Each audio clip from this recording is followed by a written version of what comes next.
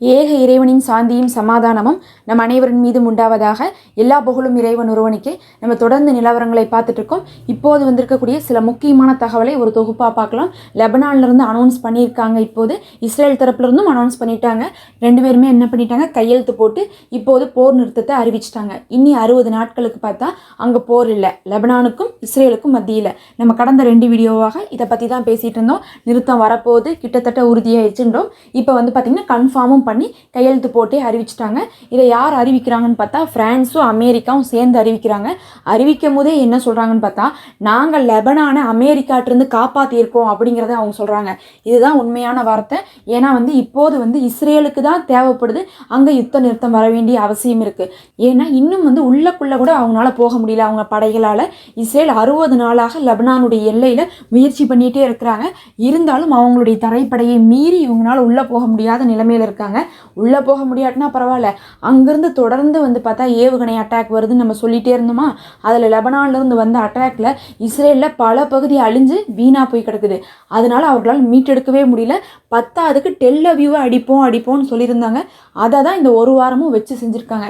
Del அவியூ, ஆக்ரு, IIFA இந்த மாதிரியான பகுதிகளை வந்து அடிச்சிருக்கிறதுனால அவங்களால வந்து எவ்வளோதான், இது இஸ்ரேலுடைய இருதயமாக இருக்கக்கூடிய பகுதி, இந்த பகுதியே ஆட்டம் கண்டுருச்சுன்னா இஸ்ரேலுடைய ஒட்டு மொத்தமுமே வந்து என்ன ஆயிரும், வீணாயிரும்னு சொல்லிட்டு இதுக்கு மேலே நம்மளால் லெபனானை வச்சு சமாளிக்க முடியாது, போடுங்க ஒரு யுத்த நிறுத்தத்தைன்னு சொல்லிட்டு கையெழுத்து போட்டு நெத்தனியாகு அவர்கள் சம்மதிச்சிட்டாரு.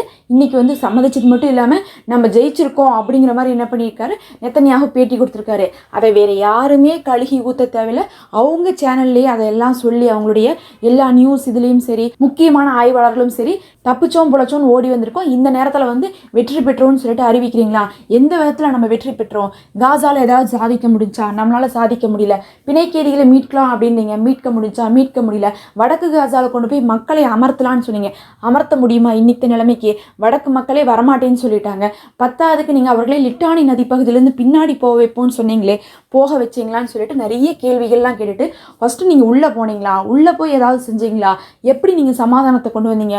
உள்ளே போகாமல் தானே நீங்கள் போய் சரணடைஞ்சிருக்கீங்கன்னு சொல்லிட்டு அவங்களுடைய ஊடகங்களே இது வந்து இஸ்ரேலுடைய பெரும் தோல்வி தான், இஸ்ரேல் வந்து மண்ணை கவியிருச்சு, போய் சரணடைஞ்சிட்டாங்க, லெபனான் முன்னாடி வந்து இவங்க தோற்று போயிட்டாங்க, இது வரலாற்றிலேயே நடக்காத ஒரு விஷயம்னு சொல்லி பேசியிருக்காங்க. ஏன்னா இதுக்கு முன்னாடி லெபனானோடு இவங்க நிறைய தடவை சண்டை போட்டிருக்காங்க, தோற்றும் போயிருக்காங்க. ஆனால் சண்டை போட்டு தோற்று போயிருக்காங்க, உள்ளே போயிருக்காங்க, சண்டை போட்டிருக்காங்க, பெய்ரூட்டெல்லாம் இவங்க அடைஞ்சிருக்காங்க. ஒரு தடவைக்கு 2 தடவை இந்த மாதிரியான நிகழ்வுகள் நடந்துச்சு. ஆனால் இந்த தடவை உள்ளேயே போல இவங்க உள்ளே ட்ரை பண்ணிகிட்டே இருந்து நேற்று தான் என்ன வீடியோ விட்டாங்கன்னா, ஐடிஎஃப்லேருந்து நாங்கள் லிட்டானி நதி பகுதிக்கு பக்கத்தால் இருக்கோம்னு சொல்லிட்டு ஒரு 6 காமிச்சு அந்த 6க்கு மேலே இருக்கக்கூடிய பிரிட்ஜிலிருந்து ஃபோட்டோ எடுத்து வெளியிட்டிருந்தாங்க. அந்த பகுதி வந்து சேஃபான பகுதி. அதுக்கு அந்த பக்க சைடு தான் வந்து பார்க்கும்போது ஐநாவுடைய பீஸ் கீப்பிங் படையெல்லாம் இருக்குது. அப்படி இருக்கும்போது அந்த இடமெல்லாம் சேஃபான பகுதி. அந்த இடத்தவே இப்போ தான் வந்து ஐடிஎஃப் அடைஞ்சிருக்காங்க. நேற்று தான் அந்த இடத்துல இருந்தால் ஃபோட்டோவை வெளியிட்டாங்களோ தவிர மற்றபடி வந்து லிட்டானி நதி பகுதியெல்லாம் கடந்து போய் லெபனானுடைய போராளிகளை இவங்க நேரடியாக சந்திக்கவே இல்லை. இந்த நிலைமையில் இன்னைக்கு பீஸ் கீப்பிங்லாம் மறுபடியும் வந்து அந்த இடத்துலையே இருந்து அவங்களுடைய பணியை செய்ய ஆரம்பிச்சிருக்காங்க. அது இல்லாமல் இவங்களுடைய ஒப்பந்தமே என்னன்னு பார்க்கும்போது நம்ம காலையில் சொன்ன மாதிரி 5000 படைகள், அதாவது லெபனானுடைய கவர்மெண்ட்டுடைய 5000 படைகள் அவங்க என்ன பண்ணுவாங்கன்னா பீஸ் கீப்பிங்கோடு சேர்ந்து அந்த எல்லை பகுதியில் வந்து நிற்பாங்க, சண்டை போடாமல் பார்த்துக்கிறதுக்காக. அதாவது அங்கிருந்து இங்கே யாரும் வரக்கூடாது, இங்கிருந்து அங்கே யாரும் போகக்கூடாது, அடிச்சுக்கக்கூடாது அப்படிங்கிறதுக்காக. அதனால லெபனானுடைய கவர்மெண்ட் படைகள் வராங்க. இது மட்டும்தான் நிபந்தனைகளில் சொல்லப்பட்டிருக்கோ தவிர எந்த விதத்துலையுமே லிட்டானி நதி பகுதியிலிருந்து 30 கிலோமீட்டர் பின்தள்ளி போங்கன்னு சொல்லிட்டு அங்கே இருக்கக்கூடிய போராளிகளுக்கு சொல்லப்படலை. அப்போ போர் நிறுத்தம்னு வந்தாலும் சரி அவங்க வந்து அந்த இடத்துல தான் இருப்பாங்க அப்படிங்கிறது வந்து தெரிய வருது. இது இல்லாமல் இதை வந்து பலரும் வந்து இஸ்ரேலுக்குள்ளேயே என்ன இப்படி பண்ணிட்டீங்க அப்படிங்கிற அளவுக்கு வடக்குடைய மேயர்கள்லாம் பேசியிருக்காங்க. இவ்வளோ மோசமான ஒரு தோல்வியை நம்ம பார்த்ததே கிடையாது, இதுக்கு முன்னாடிலாம் நம்ம இந்த மாதிரி செஞ்சது கிடையாது, நம்ம சண்டை போட்டு பார்த்துருக்கலாமே, ஏன் வந்து நீங்கள் கையெழுத்து போட்டு கொடுத்தீங்கன்னு சொல்லிட்டு நிறைய பேர் நிறைய விமர்சனங்களை நெத்தனியாகு மேலே வச்சுட்ருக்காங்க. அப்படியே நம்ம மறுபக்கம் பார்த்தோம்னா இங்கே இருக்கக்கூடிய போராளிகள் என்ன சொன்னாங்க, லெபனானில் இருக்கக்கூடிய போராளிகள்னு பார்க்கும்போது அவங்க எந்த அறிவிப்பும் இந்த நொடி வரையும் கொடுக்கல. அங்கேருந்து வரக்கூடிய அறிவிப்பெல்லாம் அங்கே இருக்கக்கூடிய கவர்மெண்ட் மூலமாக தான் வந்துட்டுருக்கு. இவங்க ஒப்பந்தம் அப்படிங்கிறதே கவர்மெண்ட் கூட தான் போய் போட்டிருக்காங்க. அதனால் வந்து கவர்மெண்ட் தான் வந்து எல்லாமே பேசிகிட்டு இருக்காங்க. ஆனாலும் போராளி குழு வந்து இதுக்கு சம்மதிச்சு தான் வந்து எல்லாமே நடந்துட்டுருக்குன்னு அர்த்தம். ஆனால் இவங்க வந்து இது சம்மந்தமாக காசாவுக்கு என்ன பண்ண போகிறாங்க அப்படிங்கிறது எல்லாமே அவங்க பேசிட்டு முடிவெடுத்துட்டு தான் வந்து அறிவிப்பாங்க. ஆனாலும் அவங்க லிட்டானி நதி பகுதியிலேருந்து பின்னாடி போக மாட்டோம்னு ஆரம்பத்திலே சொல்லியிருந்தாங்க.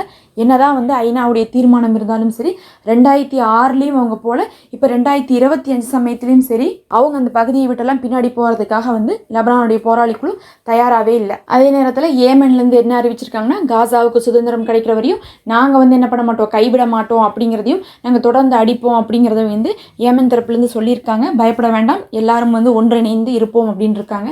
அதே நேரத்தில் நிறைய பேர் வந்து ஏன் வந்து லெபனான் பின்வாங்கிட்டாங்க, அவங்க கடைசி வரையும் நிற்போன்னு சொன்னாங்களே, இப்போ காசாவுடைய நிலைமை என்ன ஆகும், அந்த மக்கள் என்ன ஆவாங்க அப்படிங்கிறக்கூடிய கேள்வியெல்லாம் நிறைய பேர் எழுப்பிட்டு இருக்காங்க.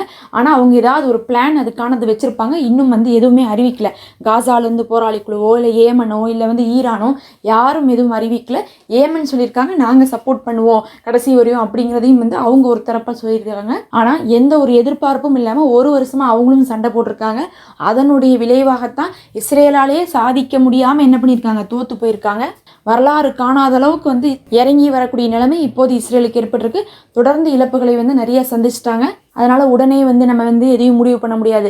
லெபனான் வந்து காசாவை கைவிட்டுட்டாங்கன்னு சொல்லிலாம் நம்ம முடிவு பண்ணக்கூடாது.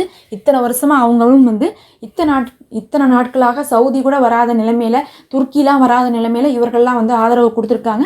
வேறு ஏதாவது ஒரு பிளான் இருந்திருக்கும். நம்ம பொறுத்திருந்து பார்க்கலாம் என்ன அறிவிப்புகள் வருதுன்னு சொல்லிட்டு. அப்படியே நம்ம காசாவில் என்ன நடந்திருக்குன்னு பார்க்கும்போது இன்றைக்கி கடுமையான சண்டைகள் வந்து காசாவுக்குள்ளே நடந்திருக்குது. 60 பேத்துக்கு மேலே இஸ்ரேல் இராணுவத்தில் இறந்துருக்காங்க அப்படிங்கக்கூடிய தகவல் வருது. 2 வீட்டுக்குள்ளே இருந்த ஒரு 2 படைகளை 10 நபர்களை வந்து ஒரே இடத்துலயே வைத்து என்ன பண்ணியிருக்காங்க, காசாவுடைய போராளிகள் வந்து தாக்கியிருக்காங்க, அழிச்சிருக்காங்க. அது இல்லாமல் 5 மெர்கவாக்களை அழிச்சிருக்காங்க. அதுலேயும் ஒரு மெர்கவாவுடைய வீடியோவை வெளியிட்டிருக்காங்க. அந்த மெர்கவாவில் வந்து பார்க்கும்போது உள்ளக்குள்ளே காட்டுறாங்க ஒரு இஸ்ரேல் சிப்பாய் வந்து அடிபட்டிருக்காங்க. அதை வந்து தூக்குறக்கான காட்சிக்காக தான் அவங்க காமிச்சாங்க. ஆனால் தூக்கும் போது உள்ளக்குள்ளே பார்த்தா 12 சீட் இருக்குது அந்த மெர்கவாக்குள்ளே. அவ்வளோ பெரிய வண்டியில் 12 சீட் இருக்குது, தேவையான எல்லா விஷயங்களும் இருக்குது. அப்போ 12 சீட் இருக்குன்னா குறைஞ்சது ஒவ்வொரு தடவையும் ஒரு 10 பேர் கூடவா உள்ளே இருக்க மாட்டாங்க. அத்தனை பேரும் உள்ளே இருந்துட்டு தான் அந்த தாக்குதலை செஞ்சுட்டு இருக்காங்க. அப்போ மெர்கவா தாக்கப்படுதுன்னு நம்ம சொல்கிறதெல்லாம் உள்ளக்குள்ளே இருந்தவங்களும் சேர்த்து அடிப்படுறதுக்கு காரணமாக இருக்குது. அதனால் அதுலேயும் வந்து 5 மெர்கவாக்கள் அழிக்கப்பட்டிருக்குது. இது இல்லாமல் துப்பாக்கி சூடெல்லாம் நடத்தியிருக்காங்க. நேற்று கடுமையான சண்டை வந்து அங்கே நடந்துட்டு இருக்குது. சமாளிக்க முடியாமல் என்ன பண்ணிட்டாங்கன்னா ரோபோட்களை இறக்கி ரோபோட்கள் மூலமாக வந்து என்ன பண்ண ஆரம்பிச்சிருக்காங்க, இப்போது அங்கே இருக்கக்கூடிய பொதுமக்கள்கிட்ட வந்து சண்டை போட ஆரம்பிச்சிருக்காங்க. மனிதர்களாக நேரடியாக போனால் இறந்துடுறாங்கன்னு சொல்லிட்டு இவங்க கோழைத்தனமாக ரோபோட்களெல்லாம் வந்து களமிறக்கியிருக்காங்க. இதெல்லாம் தான் இப்போ வந்த முக்கியமான செய்திகள். நம்ம அடுத்த ஒரு காணொலியில் சந்திப்போம். தொடர்ந்து இணைந்திருங்கள்.